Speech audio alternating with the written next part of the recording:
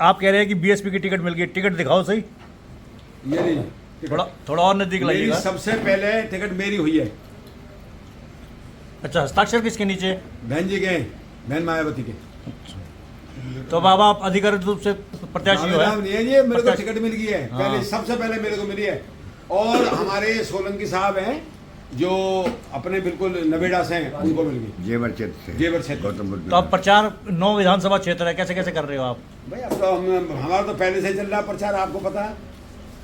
हम पूरे हमारा तो एरिया 9 विधानसभा में 40 साल का चल रहा। पूरे एरिया में घूम चुके हैं। हमारे 36 बिरादरी हमारे साथ है।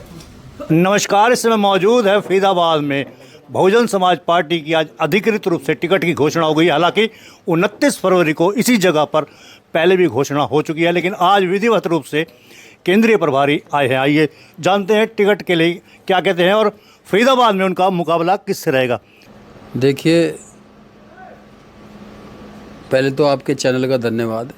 आप बहुजन समाज पार्टी की बात को आगे बढ़ाने का काम कर रहे हैं और परिचय तो आदरणीय बहन कुमारी मायावती जी का है, जिन्होंने हमें, मैं रणधीर सिंह बेनीवाल, मुझे आशीर्वाद दे करके 3 प्रदेशों का प्रभारी लगाया गया है और हम उसी हैसियत से, आदरणीय बहन कुमारी मायावती जी के आदेशों के हैसियत से ही बात कर रहे हैं। नहीं तो सम्मानित साथियों, आदरणीय बहन जी का जो पद है, उन्होंने जो पद दे करके हमें नवाजने का काम किया है, अगर वो पद नहीं रहता तो हम कुछ नहीं है। अच्छा, आज टिकट की घोषणा कर दी है आपने, किससे मुकाबला मान रहे हैं आप फरीदाबाद में? निश्चित तौर पे मुकाबला हमारा, जब पिछली बार के जो चुनाव थे 2019 के, उसमें एक बयार धर्म की आड़ में बीजेपी चुनाव जीतने का काम किया है और इस टाइम पे जो चुनाव है उसका सिस्टम स्वरूप बदल चुका है। इस टाइम पे हमारे साथ जो गठबंधन का सिस्टम है वो भाईचारे का गठबंधन है। उसमें भाईचारे गठबंधन में हमारे साथ मुस्लिम समाज के लोग हैं, भाईचारे में बैकवर्ड समाज के लोग हैं, माइनॉरिटी के लोग हैं और हमारे साथ अपर कास्ट के लोग हैं, अपर कास्ट के गरीब भाई हैं, नौजवान साथी हैं, मातृशक्ति हैं। तो ये गठबंधन इस तरह का हमारे साथ और निश्चित तौर पर आदरणीय बहन कुमारी मायावती जी के आदेश के अनुसार आज श्री किशन सिंह ठाकुर जी को बहन जी ने उम्मीदवार घोषित किया है। और जैसे कि आप अभी कह रहे थे कि पहले भी उम्मीदवार घोषित किया था, पहले उम्मीदवार घोषित नहीं किया था। पहले उम्मीदवार ही थे, इनडायरेक्ट में उम्मीदवार ही होते हैं। पहले बहुजन समाज पार्टी ने, आदरणीय बहन कुमारी मायावती जी ने इनको आशीर्वाद दे करके दोनों हाथों से लोकसभा का प्रभारी बनाने का काम किया था। लेकिन प्रभारी भी एक उम्मीदवार ही होता है इनडायरेक्ट में, लेकिन उसकी जो फॉर्मेलिटीज़ हैं वो चुनाव की आचार संहिता लगने के बाद की जाती है कि उम्मीदवार पक्के तौर पर अब श्री किशन सिंह ठाकुर ही चुनाव लड़ने का काम करेंगे। निश्चित तौर पर ये चुनाव मैदान में आज से कूद चुके हैं। कैसे नैया पार करोगे? मोदी 400 पार, एनडीए सरकार 400 पार, कृष्णपाल गुर्जर 10 लाख पार मार्जिन के हिसाब से।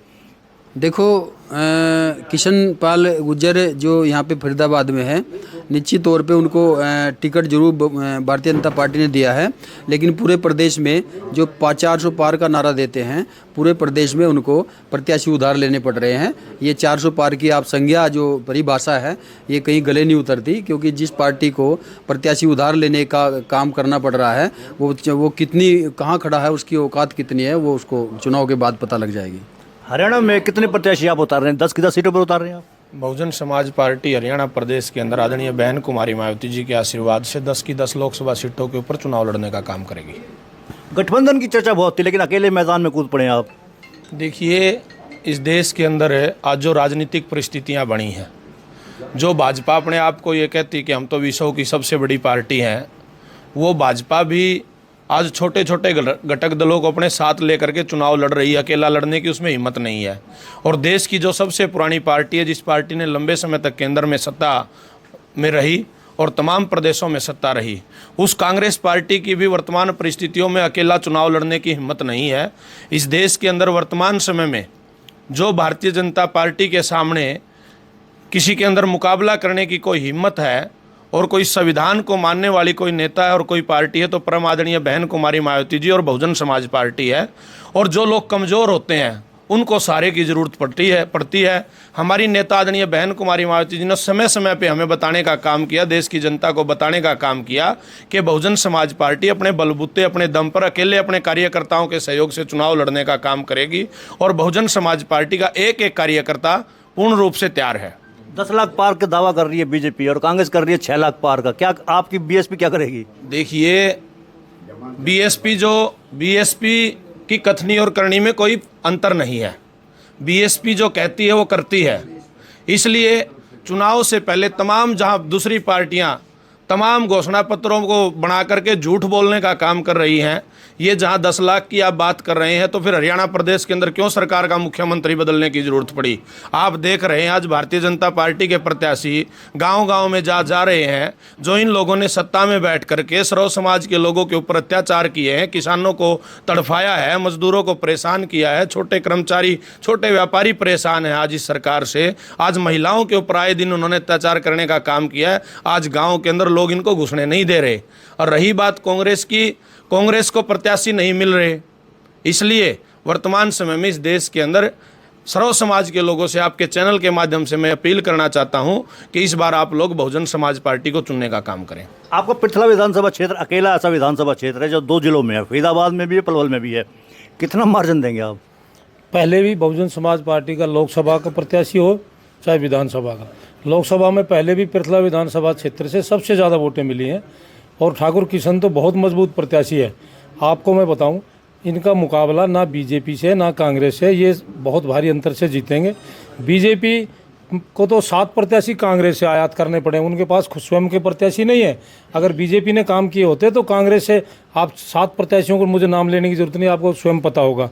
स्वयं कांग्रेस के पास प्रत्याशी की घोषणा इसलिए नहीं कर पा रहे क्योंकि ठाकुर किशन सिंह मजबूत उम्मीदवार है और इसलिए उनको बहुत फैसले लेने पड़ेंगे। बड़े थिंक टैंक जो उनके बैठे हैं, बड़े सोच समझकर फैसले लेने पड़ रहे हैं कि इनके सामने कोई प्रत्याशी टिक नहीं पाएगा। ये बहुत मजबूत प्रत्याशी हैं और पृथला विधानसभा में भारी अंतर से, भारी बहुमत से जीत के आएंगे। 40 साल की राजनीति में आज पहली बार राष्ट्रीय दल का आपको टिकट मिला है, फट्टे चक दोगे क्या?